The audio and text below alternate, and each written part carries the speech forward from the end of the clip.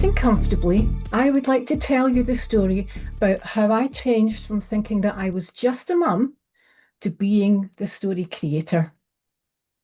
And my story starts in 2001 when I saw in a local college a 6-week evening class in creative writing.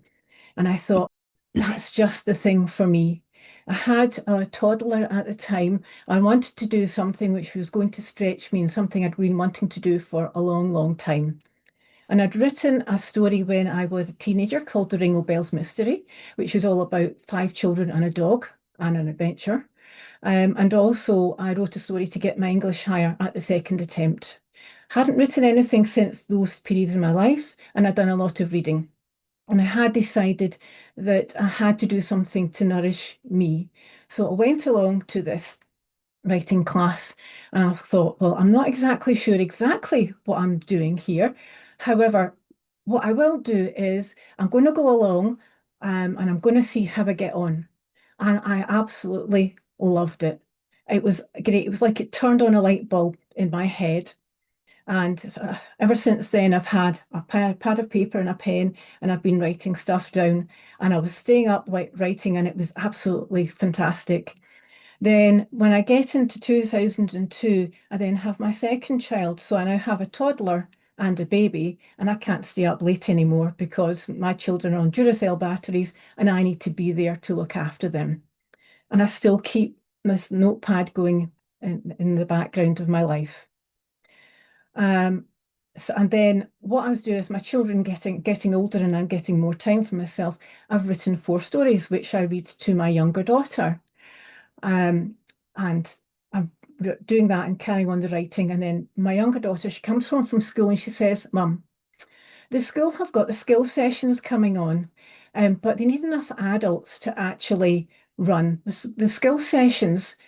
And I thought, well, I've got these 4 stories at home. So what I'll do is I'll go walk up to the school. So I walked up to the school and my brain was going, but what are you going to do? I mean, like, why are you walking up to the school? And I thought, but I want to be helpful and useful. So if I can, then I will go and I'll see if I can help. And I went into the school and they said, so how can you help? And I went, well, I've got 4 stories. And they said, that's absolutely fabulous. Do you think you could read them to the children? And actually physically took a step back and I went, oh no, no, no, no, I really couldn't do that. But then I thought, but I tell you what I will do. I'll create a story with a group of children. And they went, fantastic, brilliant. We look forward to you coming in. We'll let you know. And I went I stepped outside of the school and I went, which part of your brain went, you're going to create a story with a group of children? Do you actually know what you're doing? So I walked home thinking, I think I've made a huge mistake. So this little voice in my head's going, I've made a big mistake. And I got home and I drew a mind map and I went, you know exactly what you're doing. You've really, really wanted to do this. So I looked at my mind map and I pulled all my resources together, all the bits of paper, and put my plan together, went in and ran the first workshop, and I absolutely loved it. And I was there for 4 years in that school, and the children kept coming back, which was absolutely fabulous. Um, and then through this 4-year time period, I had the opportunity to publish my very first book. So this is my first book here, is Pure Human City. And I have to tell you that when I got this book from the lady who was helping me self-publish this book, she came to me and I was in a cafe and she's coming towards me and she's trying to speak and I'm going, just give me the book. And this is my book. And I thought, fantastic. I've written a novel. And someone said, oh, no, no, no, that's a novella. It's only 20,000 words. And I went, it's not a novel. That's really, but never mind. And the one thing that I love about this book is that if you look here, you see there are words on this page. And you know what happens is you close your book, then you open up again, and the words are still on the page.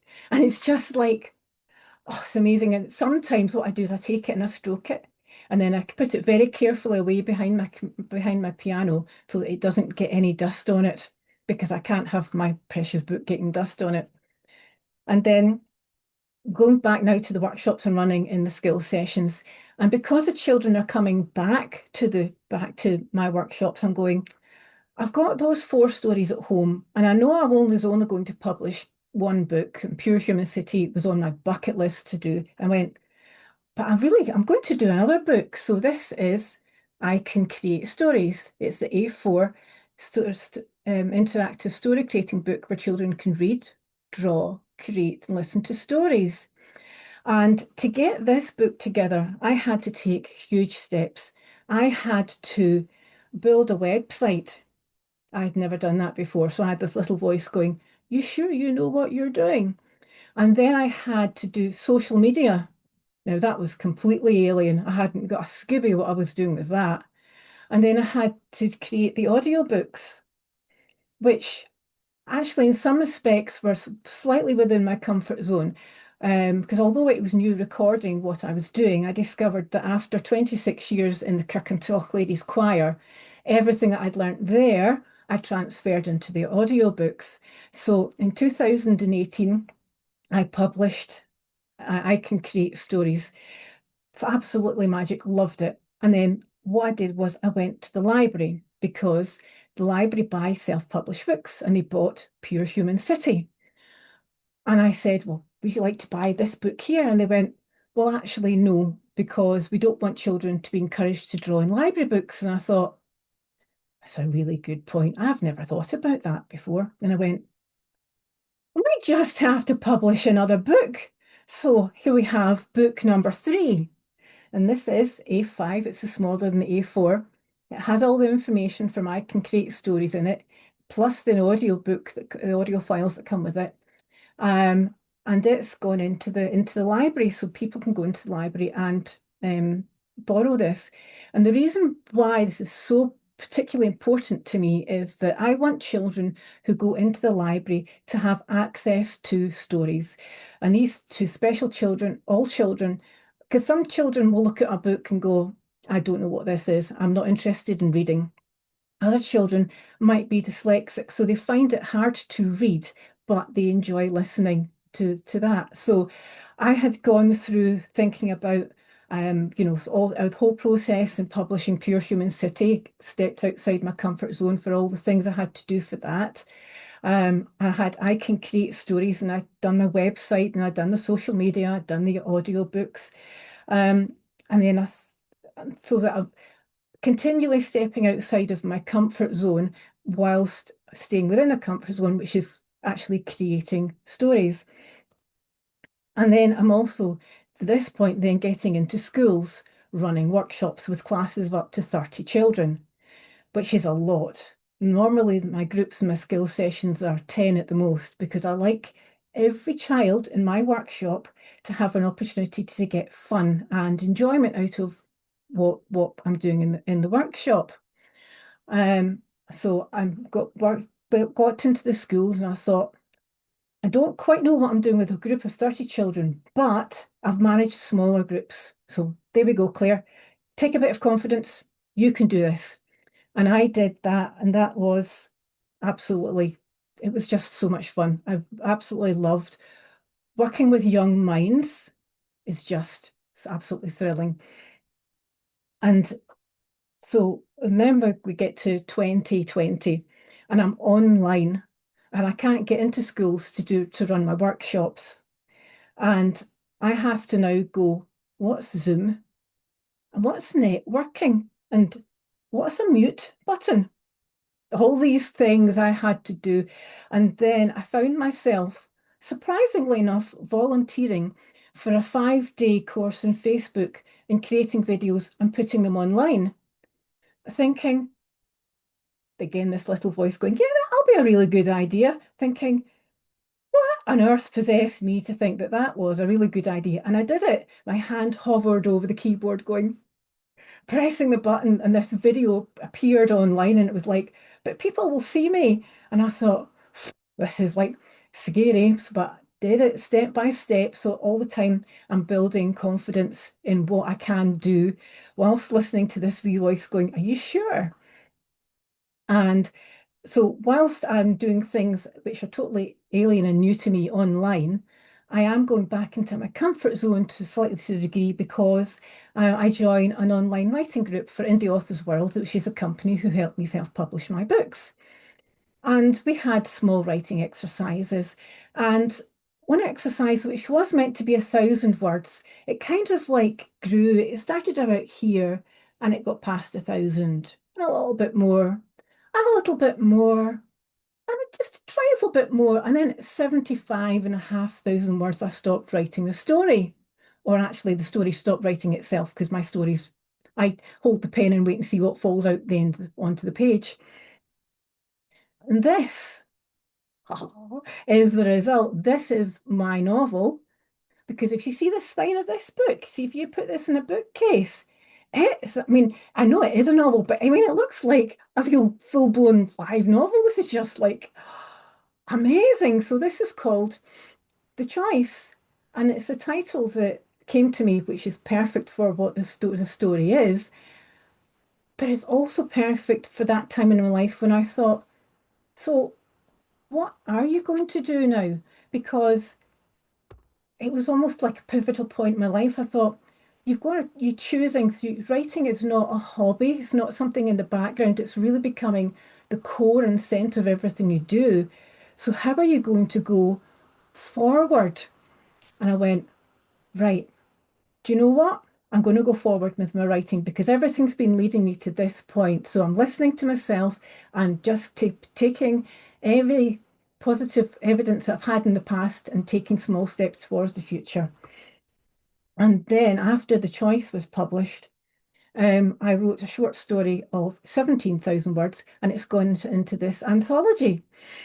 So I technically have 4 books written for myself and 1 book in anthology. So from someone who was only going to ever write one story and publish 1 book, I have like just, I don't know, exploded into a life I didn't know I had. And after I had my story published in the anthology, I have a little friend who popped up, and this is Serena the Penguin. She's very special because she loves reading, drawing, creating stories. And she's a guide to the children, and I can create stories. And she said, Claire, I've got a wee question for you. And I went, okay, Serena, what's your question? She said, you see those activity sheets you use in your workshops? And I went, mm-hmm. Well, I think I could write a story for that. And I went, well, okay then, you write a story. And she went, well, would you do something with it? And I went, well, how about I put it in a book and I'll publish it for you? And she went, yay, celebrated, then walked away and said, oh, by the way, I've got 12 stories to write to give to you. And I went, oh, that's only 1 or 2 books then. So Serena came to me in 2022. So from 2022 to 2025, I have spent these 3 years working on Serena's Adventures, amongst other things. And I now have the first 4 books created, put together, reviewed, and ready to be published. And this is an example of what I have as a copy of this is book 4. And I have this so that I can see what it actually looks like on the page so that I know whether it works. And also when I printed these pages off, I've given it to the children to review because it's really important that the page, information on the page looks right for the children. That if a child is dyslexic, is the writing going to be what's the correct size? Is it going to be the correct font? And does everything sit on the page or does it jump around the page when I want it to stay in one spot on the page? And I have learnt from doing that is that I can be a little bit impatient. I want these books to be published right now, except that they're not going to be published right now because it's going to take time to get there. So I've been fighting this feeling that I've been like sludging through mud. I've had my wellies on and my foot's been sucked out of one bit, sucked back into another bit of mud, and come to the conclusion that I wasn't actually celebrating what I had achieved. So any small wins I had to go, right, okay, so you might not have done everything you wanted to do this year with Serena's Adventures, but what have you done? And I went, okay, right, I'm going to take that and move my plan forward for the following year. So I'm now, ha ha ha, this year going to be publishing books 1, 2, and 3 of Serena's adventures. So at some point I'll be able to go, ta-da! Here is one of my books. And through this 3-year period, I've also been developing other ways for children and adults to create stories. This is my story creating calendar for 2026. And I have been putting these together since 2023. And this here is a picture of some canal boats. I live in Kirkintilloch, so there's a canal there. And there's a story question, which is who lives in the boats? And the idea is that you can put your dates here, but most importantly, there's a photograph. And in this photograph, this question there is to help whoever's looking at the picture start a story.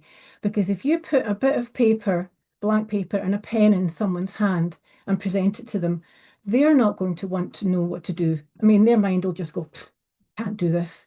But I have discovered that photographs are great. And because I've been taking photographs all my life, they're all my own photographs. And it's just amazing. And my challenge with my calendars is I then have to tell people about them. And then I hear my brain going, so you're going to sell them? And I'm going, oh, no, I don't know how to do that. How do I approach people? And then I thought, so how do you tell people about I can create stories? Again, going back on everything that I've done before. And I go, well, I just tell them about the book. And if they're interested, they buy it. And if they don't, they don't. That's just how it goes. If someone's not interested in my book, they're not going to want to know about it. So I have taken, on some times, huge bursts of courage, particularly last year when I had my 2026 calendar. And I was approaching someone in the singing group I'm a member of, and she's bought 2 calendars for the past couple of years. And I said, so Etta, would you like to buy some of my calendars? And she said, I'll have 2. No, I'll have 3, please. And I went, so I thought, whoa, 3? I thought, okay, calm, professional here, okay. So I got out to the car from the hall I was in. I went, yes. I went, oh yeah, fantastic. It's amazing. And people say to me that they're not actually going to write in my calendar. They're just going to have the picture on the wall. So that's again more proof for me that what I do works. So I keep listening to this voice, and I'm going from as I say, the choice. When I published the choice, that was pivotal in me changing my life. I also have, in this 3-year period, written 2 novels. This is one novel here. This is A Race Against Time. This is 60,000 words, and the other one is 65,500 words. So when someone said to me, well, actually, you're the story creator, I didn't believe them at first, but now I do, because I have totally and utterly stepped into being the story creator. And I would like to finish my talk by asking you, when you're coming to do something new, what are you going to tell yourself?